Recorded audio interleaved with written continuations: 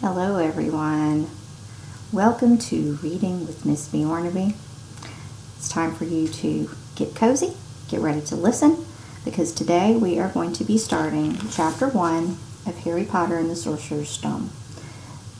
This book has 17 chapters, 288 pages, so hopefully we will get it finished if you listen to a chapter a day in 17 days. So today is Chapter 1, and Chapter 1 in any book sets the stage for everything. It has lots of descriptions. This is the place where a lot of your mental movies are going to start. You're going to have descriptions about what characters look like, about how characters act, about the setting of the story.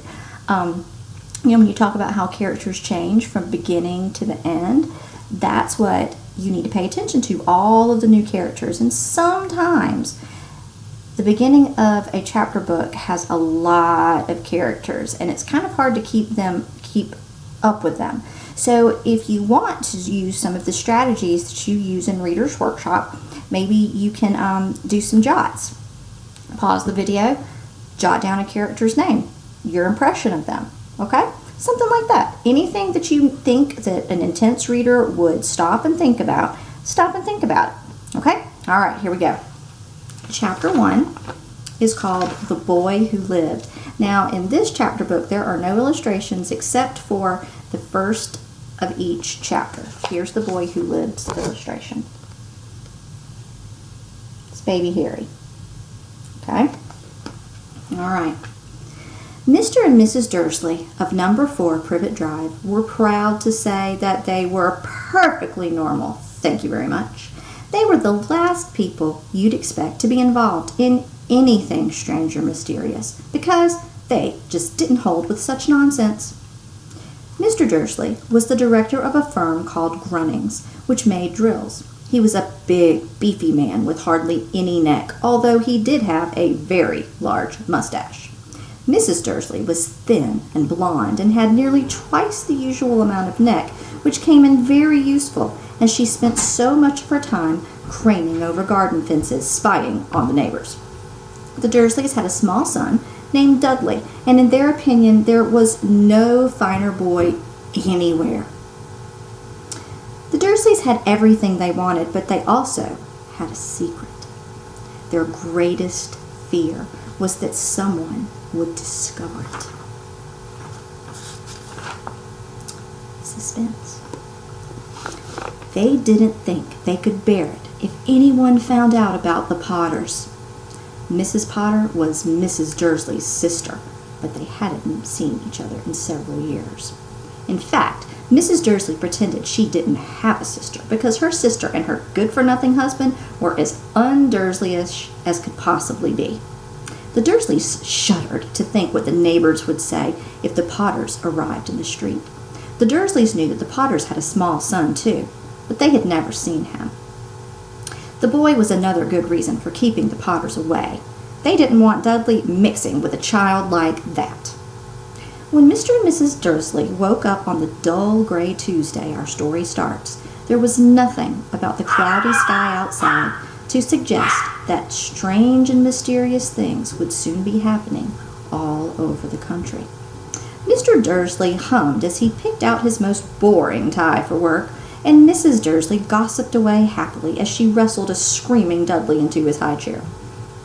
None of them noticed a large, tawny owl flutter past the window. At 8:30, Mr. Dursley picked up his briefcase, pecked Mrs. Dursley on the cheek, and tried to kiss Dudley goodbye, but he missed, because Dudley was now having a tantrum and throwing his cereal at the walls. "Little tyke," chortled Mr. Dursley as he left the house.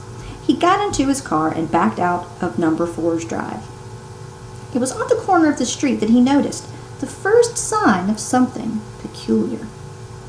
A cat reading a map. For a second, Mr. Dursley didn't realize what he'd seen. Then he jerked his head around to look again.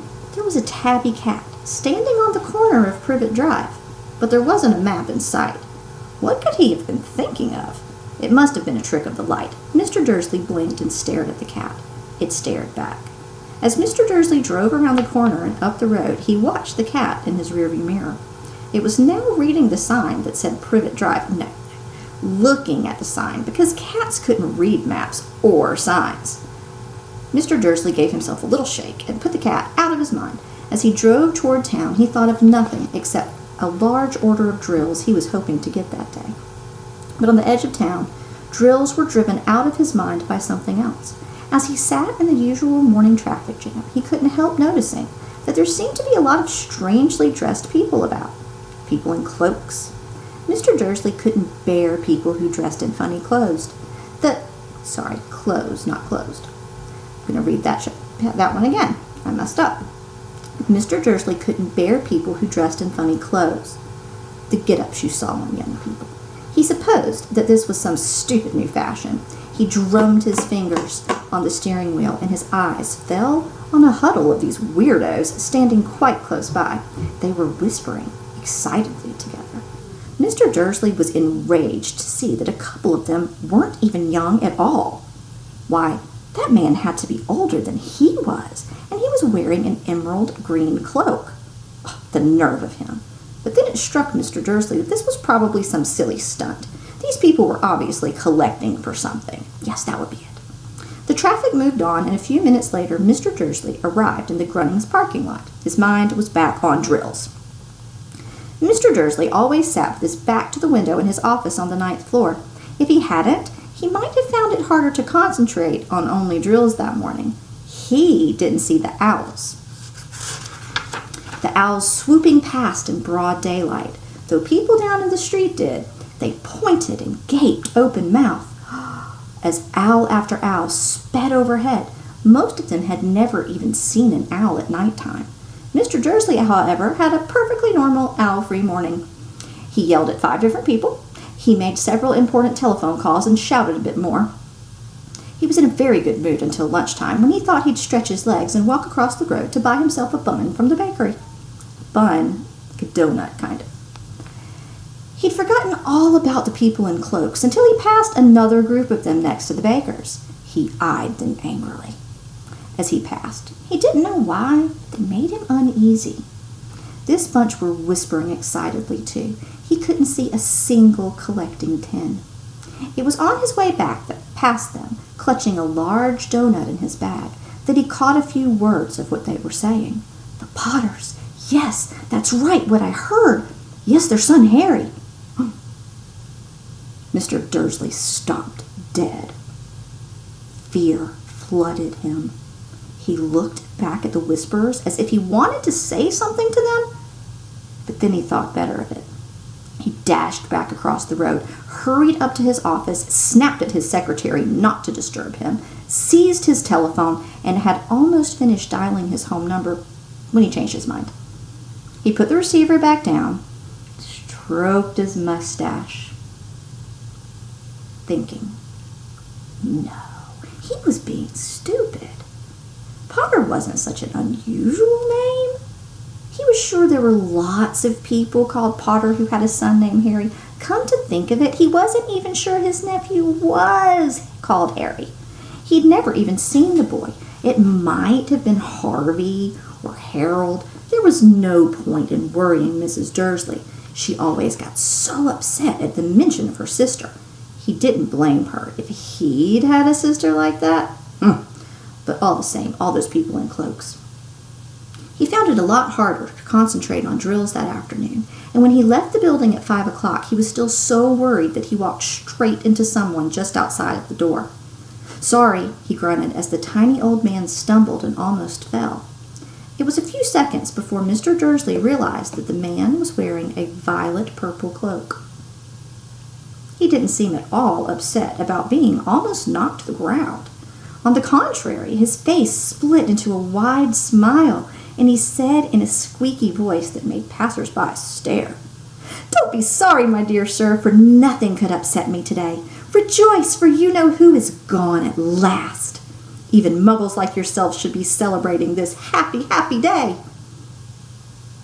The old man hugged Mr. Dursley around the middle and then walked off. Mr. Dursley stood rooted to the spot. He had been hugged by a complete stranger. Ugh. He also thought he'd been called a muggle. whatever that was. He was rattled. He hurried to his car and set off for home, hoping he was just imagining things, which he had never hoped before because he didn't approve of imagination. As he pulled into the driveway of number 4, the first thing he saw, and it didn't improve his mood, was the tabby cat he'd spotted that morning. It was now sitting on his garden wall. He was sure it was the same one. It had the same markings around its eyes. "Shoo!" said Mr. Dursley loudly. The cat didn't move, and it gave him a stern look. Was this normal cat behavior? Mr. Dursley wondered. Trying to pull himself together, he let himself into the house. He was still determined not to mention anything to his wife. Mrs. Dursley had had a nice, normal day. She told him over dinner about Mrs. Next Door's problems with her daughter and how Dudley had learned a new word, won't. Mr. Dursley tried to act normally. When Dudley had been put to bed, he went into the living room in time to catch the last report on the evening news. And finally, bird watchers everywhere have reported that the nation's owls have been behaving very unusually today. Although owls normally hunt at night and are hardly ever seen in daylight, there have been hundreds of sightings of these birds flying in every direction since sunrise. Experts are unable to explain why the owls have suddenly changed their sleeping patterns. The newscaster allowed himself a small grin. Most mysterious. And now, over to Jim McGuffin with the weather. Going to be any more showers of owls tonight, Jim? Well, Ted, said the weatherman, I don't know about that, but it's not only the owls that have been acting oddly today. Viewers as far as Kent, Yorkshire, and Dundee have been phoning in to tell me that instead of the rain I promised today, they've had a downpour of shooting stars. Perhaps people have been celebrating bonfire night early. It's not until next week, folks, but I can promise you a wet night tonight. Mr. Dudley sat frozen in his armchair. Shooting stars all over Britain? Owls flying by daylight? Mysterious people in cloaks all over the place? And a whisper about the Potters. Mrs. Dursley came into the living room carrying 2 cups of tea. It was no good. He'd have to say something to her. He cleared his throat nervously. Petunia, dear, you haven't heard from your sister lately, have you? As he had expected, Mrs. Dursley looked shocked and angry. After all, they normally pretended she didn't have a sister. No, she said sharply. Why? Funny stuff on the news, Mr. Dursley mumbled. Owls, shooting stars. There are a lot of funny-looking people in town today. So? Snapped Mrs. Dursley. Well, I just thought maybe something to do with her crowd. Mrs. Dursley sipped her tea. Oh, I can use my coffee. Sipped her tea through pursed lips.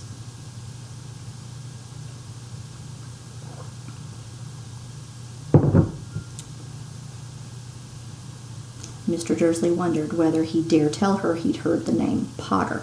He decided he didn't care, and instead he said as casually as he could, their son, he'd happen to be about Dudley's age now, wouldn't he? I suppose so, said Mrs. Dursley stiffly. What's his name again? Howard, isn't it? Harry. Nasty common name, if you ask me. Oh, yes, said Mr. Dursley, his heart sinking horribly. Yes, I quite agree. He didn't say another word on the subject as they went upstairs to bed. While Mrs. Dursley was in the bathroom, Mr. Dursley crept up to the bedroom window and peered down into the front garden. The cat was still there.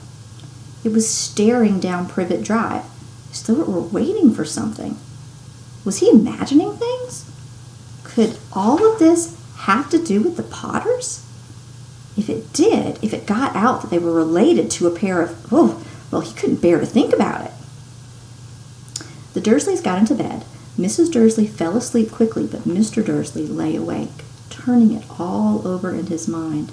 At last, his last comforting thought before he fell asleep was that even if the Potters were involved, there was no reason for them to come near him or Mrs. Dursley. The Potters knew very well what he and Petunia thought about them and their kind. He couldn't see how he and Petunia could get mixed up in anything that might be going on. He yawned and turned over. It couldn't affect them. how very wrong he was. Now, boys and girls, that is not the whole first chapter. The first chapter is very long. There are several chapters in this book that are very long. We've read about half of it, but this is a very good stopping place.